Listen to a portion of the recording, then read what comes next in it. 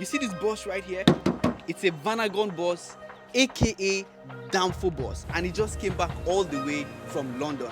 Google predicts that it will take me about 6 to 7 days if I drive 24 hours. And nobody can drive 24 hours. I want to tell you guys a story of a 59-year-old Nigerian who lives in London. He calls himself the classic nomad. Some people drink, some people womanizes. Yeah. I spend my time in my garage. He decided to visit Nigeria and, of course, not flying but experiencing the road in his Volkswagen bus. Me doing this gives me the opportunity to let people know that you can drive from London to Nigeria. And that is just for adventure's sake. The further I'm getting into Africa, the harder my passage. When my van broke down in Cheddington, I was so depressed. I didn't even know what to do. I've blown an engine. I was in the middle of nowhere. I am doing something that I enjoy. So even when these challenges come, it's part of the adventure. It's another twist to my story. You know? Yeah. Why stress himself when he could as well just board a plane and in 4-5 hours you're here in Nigeria than drive all through the Sahara in this bus that doesn't even have a cooling system? So the heat from my windscreen was overheating my mobile phone. And my mobile phone is my navigator. And there's no AC inside here? There's no AC, it's an old car. You know, it was like an oven. If anybody wants to do this and anybody tells you it is impossible, ask them if they've done it before. If you let fear govern the way you think, you lose a lot. With this kind of trip, I realized that the whole world is not as bad as the way media makes us think. People are nice out there still. Yeah. Even if it's one person that it inspires, I'm okay. Seeing is believing, Steve. Yeah. I will do it again.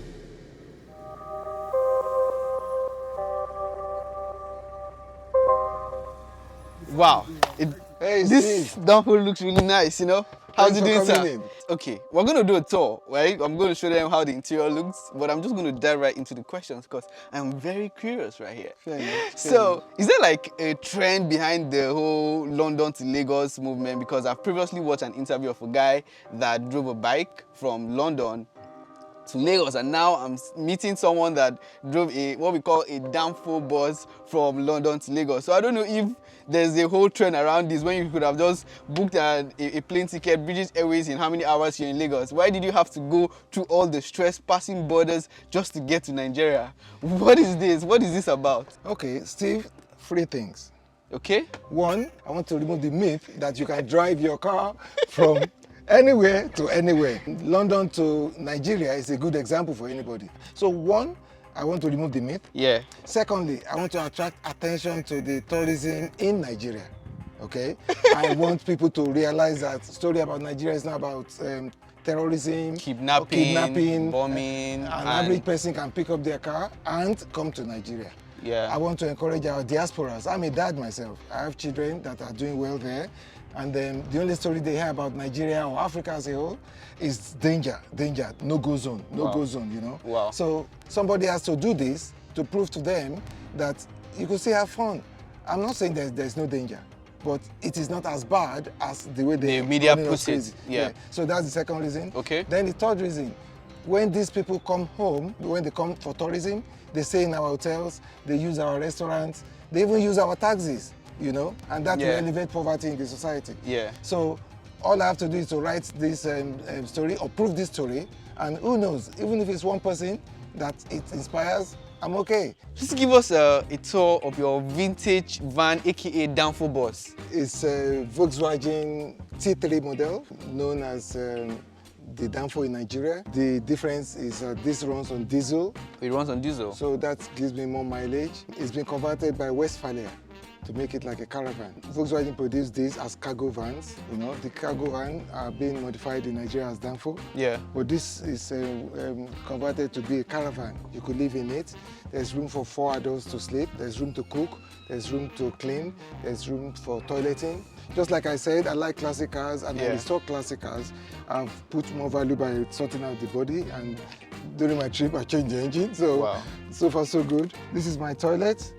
I seldom use this because sometimes it might be more easier to use what they call the bush attack, but this comes with a chemical that goes in here and you flush here.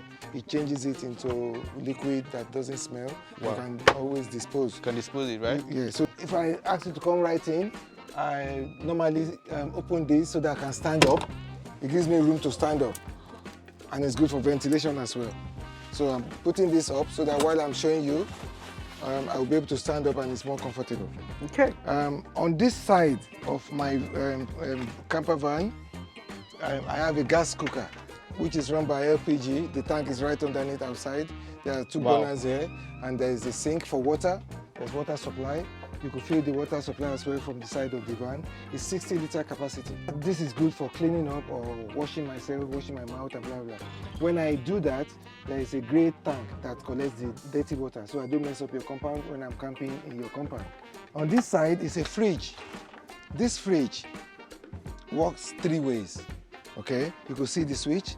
There's a house battery, independent of the battery of the car, so that when I'm camping, I don't run down the battery when I want to take off. So there's a house battery that the fridge works. There's a gas, it works on gas as well, just like the gas cooker. And then if I camp in front of your house or behind your house, I can plug my van to your normal electric supply, so to save my battery. This is where I put my cutleries. I have some disposable cutlery that is remaining.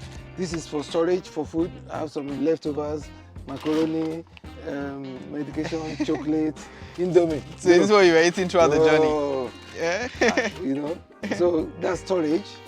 And then here is a table that makes my van turn out to be a dining room and a home office. I can convert this table. I put my laptop and do my thing, or eat as well.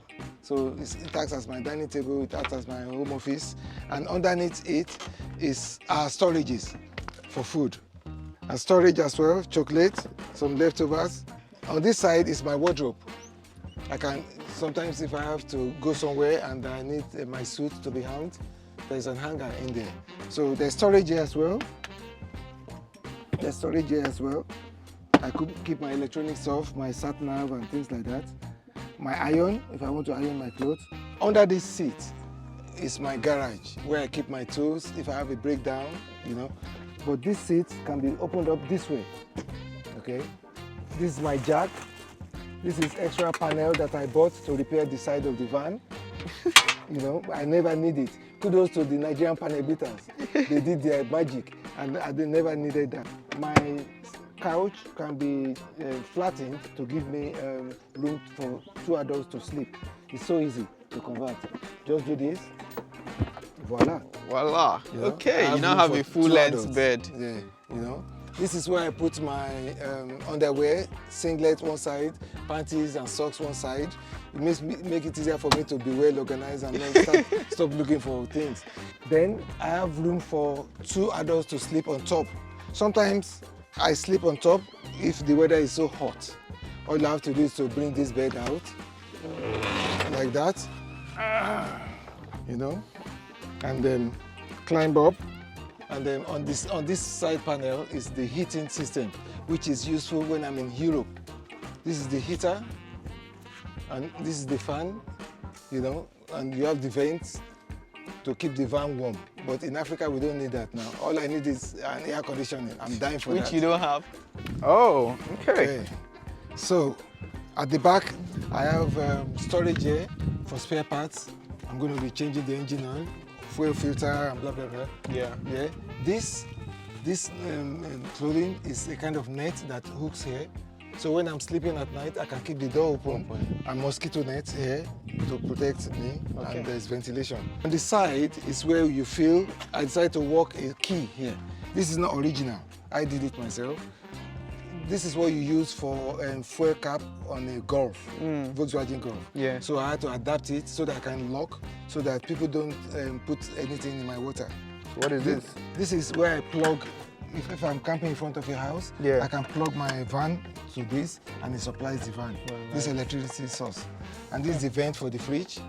Oh, okay. This is the great tank I'm talking about. That's under. If I open this, the dirty water will spray, come out. If I open, so, you know, so if I keep it closed, whatever water I use doesn't mess up your compound. Then on this side is where I have my gas cylinder, LPG. You seldom fill this, maybe once a year. you know. Just top up. Yeah, just top up, and you can't fill it more than 75% anyway. It's a left-hand drive because Westphalia only does this. The Germans does this for themselves.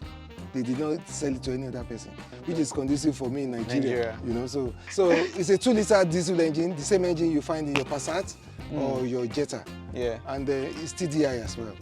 You know, it doesn't give the performance of a Passat because of the aerodynamism. It's a bit slow, but it will get there. So that's my van for you. I added value when I came to Nigeria. These are one of the little opportunities that we are talking about tourism. I brought this car with all the corrosion in. A local panel beater was employed to do the job. If I have not been able to do this tour, he would have made this little money. Yeah. You cannot imagine if tours like this are regular every year, you know. I mean, it helps local businesses, you know. So this is why when the diaspora come, you have to be nice to them so that they can bring their cars. You can work on them for them. Don't cheat them because they will come back again, you know. But the guy did a good job, kudos to him. Most danfos, they are air-cooled. But this is one of the old, late models of it. So you have a radiator here, that's why you have 2 grills. The normal danfo in Nigeria, they only have 1 headlamp and 1 grill. This comes with double grills because it's got a radiator. It's maintain the paint. We have to do some other polishing and things like that. Right. Yeah, but so far so good. The van is fit enough now for another adventure, and God who knows where the direction takes us. What were the challenges during this journey? Steve, if I tell you there are no challenges, I'm deceiving myself. Obviously, and deceiving us. Exactly. So I am doing something that I enjoy. So even when these challenges come, it's part of the adventure. It's another twist to my story. You know? Yeah. For example, when my van broke down in Cheddington, I was so depressed. I didn't even know what to do. That's a big challenge. I've blown an engine. Wow. And I was in the middle of nowhere. But for one reason or the other, I was able to break down right beside the scrapyard. And people there, people like Leo, they speak French. And there's a guy called Michael. I knew them when my van broke down beside their village. And they took my van in, introduced me to a guy called Emmanuel. Emmanuel put another engine for me. So that's the major challenge I faced initially when Your car broke down, you needed to change the engine. I needed to change the engine. And then it's not economically viable for me to stay with them. So I have to go home, chill. And when you say home, you had to go back to London? Back to London. Wow. I took a train back to Paris, then from Paris to central London, St. Pancras. I was trying to get back to St. Pancras, and then I was fished out by the custom officers, maybe because the way I was dressed, or maybe it's my mood. I don't know what attracted the guy to me. And they said I stands out. They searched me, they saw my things. They can't really understand what is your problem. Why did you travel from London yesterday and you're back again today? Yeah. You know? So when I told them my story, they believed me and let me pass. But the idea of me being fished out from the crowd, that was a bit embarrassing. Yeah. At that point, you do have a Nigerian passport? I still have my British passport. I'm one of the lucky people that can take advantage of things like this. In Europe, generally, I use my British passport. And when I get to Africa, you know I'm Nigerian now. So you have to bring I can the switch my Nigerian passport. So when the immigration guy fished you out and said, why were you doing all of this? At that point, did you identify yourself as a Nigerian or a British citizen? All the time, I identify myself as a British Nigerian. Then secondly, while I was doing my trip, each country have different rules to bring cars in. For example, if you have to drive your car, your Lagos registered car in Mali, in order to prove to the Malian government that you're not coming to sell the car in the country, they will issue you escort. You have to pay the government, and an escort will be appointed to follow you from the edge of the border to the next edge of the border. And I have to pay some money for that. But having said that, that puts another twist to this story, because after about 2 or 3 hours with the escort, you become friends. I have to buy food for them. We sleep extra together. Cost. You know, extra cost. You know, but they're nice guys. They're just like any other guy doing their job. Yeah. So those are little things that are different each country. Some countries, they will not even ask you for escort. They can't even categorize my van, because most countries are used to a van being a cargo van or a passenger van, yeah, or a personal car. But mine is a house in a car, so they can't really know which category to put me. So they end up putting any levy, you know. So that's a challenge, and that frustrates my financial capability. Then language. The more languages you could speak, the more flexible if you're a good traveler. I only speak Yoruba, I only speak English. And don't forget, majority of places I pass through speaks French. French. You know, so thank God to Google Translate. I had to be using that to translate with people. It doesn't stop them from being nice. I was in Spain, people were nice to me. They took me to their house, gave me food. But I was Took you to their house? Oh yeah, yeah. A random person just take you to Yeah, his yeah. house? I was driving across Spain. I didn't realize Spain was that hot. Okay, so the heat from my windscreen was overheating my mobile phone, and my mobile phone is my navigator. Wow. I use my navigation. And there's no AC inside here? There's no AC, it's an old car. You know, it was like an oven. So it's like an oven. I'm telling you, it's an oven. So I had to find a place to charge. The phone is refusing to charge in the vehicle because it's too hot. So I need a shade. And we're talking of a semi-desert area. And at the same time, I have to roll the glass down to have a bit of fresh air. Fresh air. I can't afford to roll up. Yeah. So what I did is one or two of my white t-shirts, I put them here. I use this reflector to reflect heat. Oh, yeah. Yeah. I put this on my lap, yeah, to reflect heat. Then I put my white t-shirt by the window to dodge under the sun because it was mega hot still. Hot, right? Mega hot. Wow. Mega hot. So if I have to do this trip again, I'll make sure my van is air conditioned. But how was crossing the Sahara for you? I mean, considering that your van doesn't have a cooling system, because I know that's going to be like a long stretch of difficulty for you throughout this journey. Because I was doing this, not because I am under pressure or anything. You were taking all your these time. challenges were coming to me as excitement, trust me, Steve. Because every little twist is like, oh, really? Oh, okay, what do we do then? I mean, you know, there was a time, there was a sandstorm. All the vents, sands were blowing through. And I realized that I have to shut the fans. The sand was so light and it was coming everywhere. I've never seen that before. I have to be using my wipers. You use wipers for rain. For rain and sand. Yeah, this thing is like, it's like everywhere, you know. I thought I was well prepared. I thought I was well prepared. And I now realize that most of the preparation I was making was based on my phobia for, oh, don't do that, oh, don't do this. Yeah. I had maybe 30 liters of extra diesel in my van. I had extra water, I have extra this, extra that. Still, I did not need any of them. In fact, I got to Ikeja, Maryland, before I poured those diesel in Wow. because I thought, while driving across the desert, I might not get petrol stations, I might not How many kilometers? Yeah, sometimes I have to drive up to about maybe 600 miles, not kilometers, miles, to get to petrol stations. And when I get to petrol stations, I fastly develop the habit not to ignore the site of petrol station. I have to fill up every petrol station I get. You have to fill up. I make sure I fill up, yeah. And then most of these truckers, you see them hanging around the places. You could get food, you could get drinks. Initially, I was driving across the desert during the day because I was scared of driving at night. While I was coming, I did not see any traffic. So that reassured me that people are not around here. People are not you here. know? Instead of me being scared, it was exciting that, oh, this is lonely. I'm the only one in this world and nobody's going to bother me here. In fact, there was a time I had to rush from inside my van in my t-shirt and my panties to get something at the back of the van. I felt confident to do that. Nobody's around. Nobody's around. Yeah, yeah. You have that confidence, you know. So instead of me being scared of that, it added to my security, sense of security. And then in the desert, because a lot of trucks goes up and down anyway, there are petrol stations still. They make us feel as if, oh, if you do it, oh, you can be stranded in the middle of the desert, there'll be a sandstorm and you cannot find your way. The road is beautiful, Steve.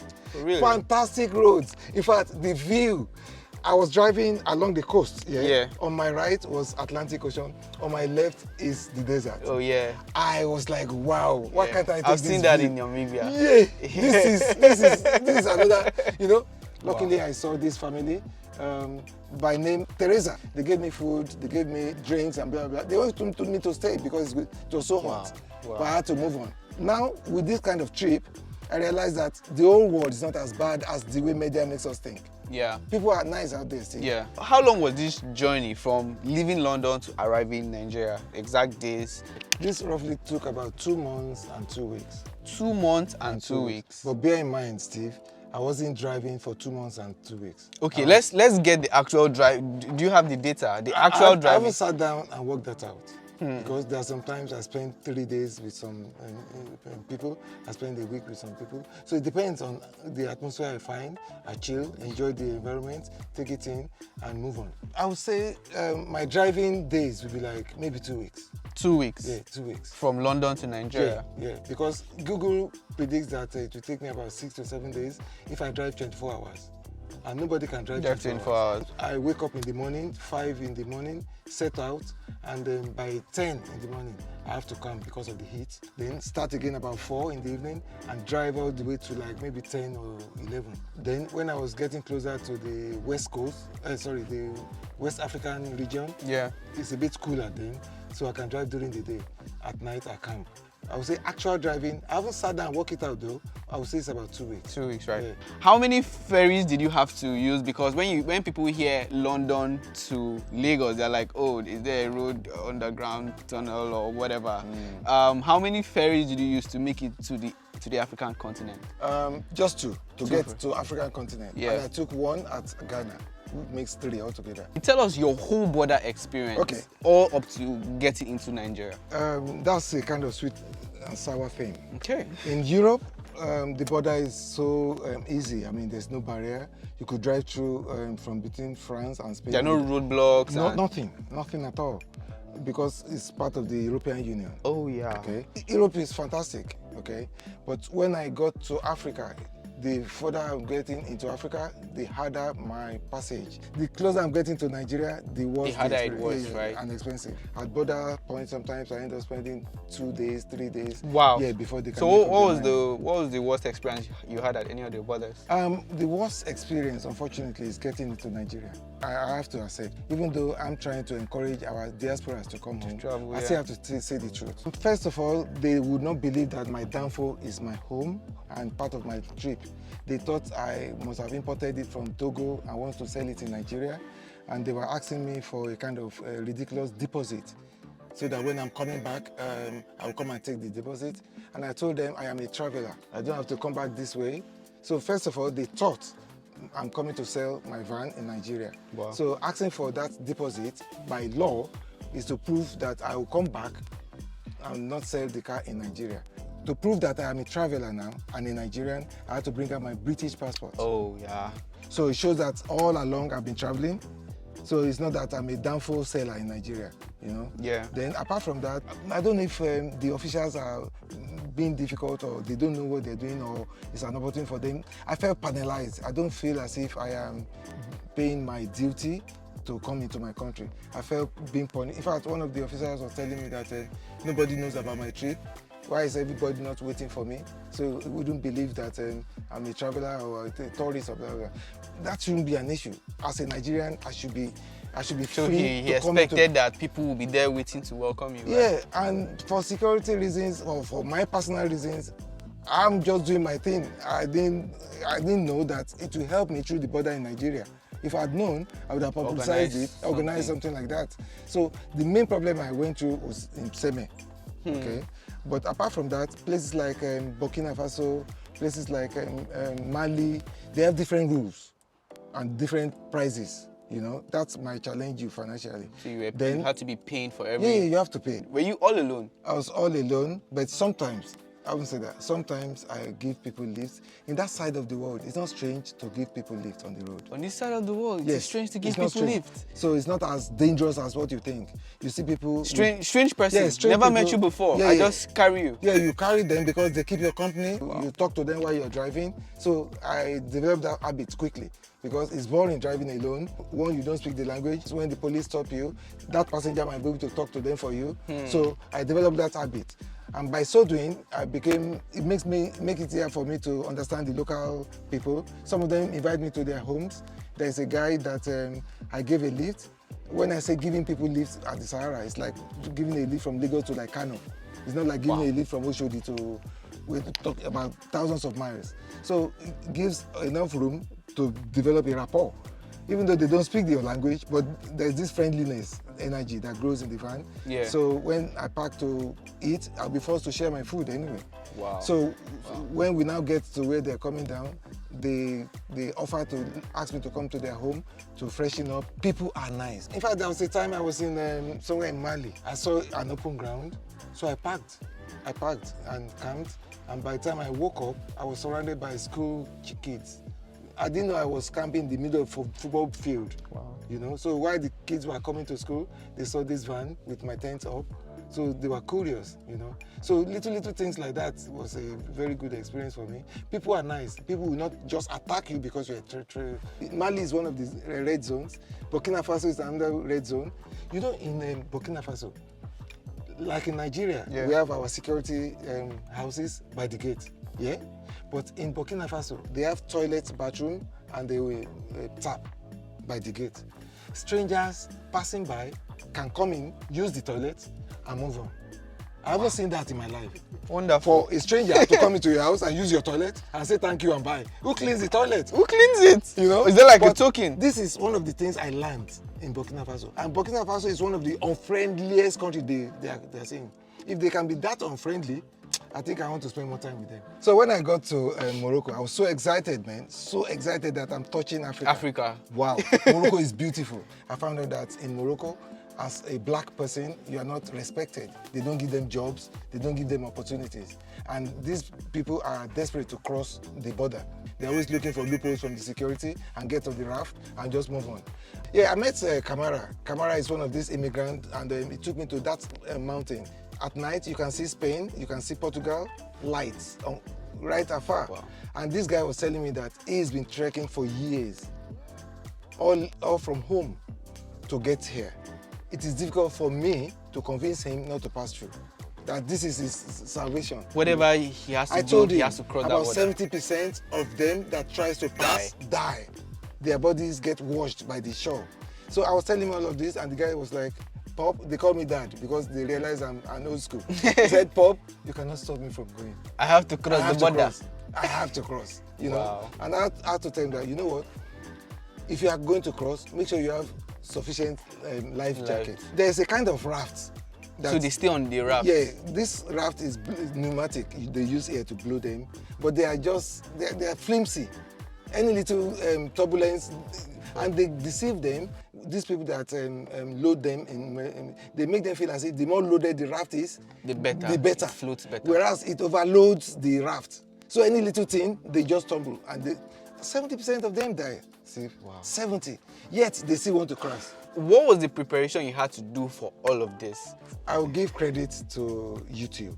I learned a lot about traveling through YouTube, and people's experiences in the other part of the world. There are some people that have done this trip, maybe from Morocco to Mauritania, or from Mauritania to Gambia. Yeah. So I want to combine it, so I can watch their videos and see their experiences. Their experiences, okay. Right? But just like this video would help someone out there. Yeah, it might inspire somebody. Yeah. So, but I learned a lot from YouTube. I watch you as well, you know. In London, really? You know, I see some of your clips, and that really helped. That opened my mind better, and that made me feel as if it's possible. But unfortunately, anybody that I talk to about it, they discourage you. Yeah, they're scared. I understand their fear. They are scared because they've never done it before. If anybody wants to do this, and anybody tells you it is impossible, ask them if they've done it before, or it's based on their fear. Part of my preparation is getting, can you see how crazy I am? Getting extra diesel in my living area, 30 liters. Because I thought I would not find petrol station. I found I didn't need it. The water that I bought, you know, when you buy bottles of water, something like this, you know? Yeah. Because I have the fridge in my van, I put them in the fridge and blah, blah, blah. When I finish the ones in the fridge, the ones I buy are too hot to drink in the desert. So it's not worth it. So if I have to do it again, I will not bother buying extra diesel. I will not bother buying extra water. I'll buy when I get to a shop, stock a bit, and move on each stop, you know? I'll do that. Yeah. Tell us a bit about who you are and what you do. You know my name. My name is Tunde Tomori. Yeah. I grew up in Nigeria. As a technical person, I can repair my van if it breaks down. As a military person, I can handle, okay, I'm not boasting, but at least I can defend myself, okay? So all of this knowledge came into yeah. So anything as a kid that you learn, do it well. When I was in the army, I was trained to be. You're a military person. Yeah, when I was young, okay? Not now. I'm not that fit. You're retired now. Exactly, I'm not that fit. But having said that, in the military, I was trained by the Doner aircraft engineering firm in Kaduna. I did aviation electronics. When I got to Britain, all of this qualification is nothing. You have to start again from So I ended up going for A levels in Britain. All over. All over again. I like driving, I like cars, I like engine. You know? In fact, when plane passes on top, I'll be telling my friends, oh, that's a turboprop engine, or that's a blah, blah, blah. And they'll be like, what are you talking about? You know? It's crazy, but people can't connect, you know. So I like engines, you know. If a car passes and there's a fault, I will tell my friend, oh, he needs to check his brake. Some people drink, some people womanizes. Yeah. I spend my time in my garage. So, do you think it's because of your military background that you were able to embark on this journey alone, picking random people? You felt like you can defend yourself if anything happened? I will not underestimate that, because the military teaches you how to be flexible. Yeah. Okay, to survive in any situation. I will not underestimate that. So Yeah. I would not owe it alone to military. I think it's the personality. I think everything builds up together. Yeah. And the confidence. If I'm a military man and I'm not a technical man, if my van breaks down, how am I going to be saluting the engine to wake it up? You know. Right. All right, guys. Thank you guys so much for watching this video to the very end. I hope it was educational, inspiring, and all of those things. So if you're actually looking at driving from London to Nigeria yourself, you can take one or two things he shared in this video. And you know, we're all about, you know, we're preaching Africa to the world. We want people to travel within Africa, experience Africa, because it's one of the many things that's going to improve the continent as a whole, right? So as you know what we do, subscribe to the channel if it's your first time. We make videos here about real estate and travel. And if you want to interact with me, obviously, you know, you can do that in the comment section, right? Until the next video, which I don't know what it's going to be about, I'll see you guys soon. Peace.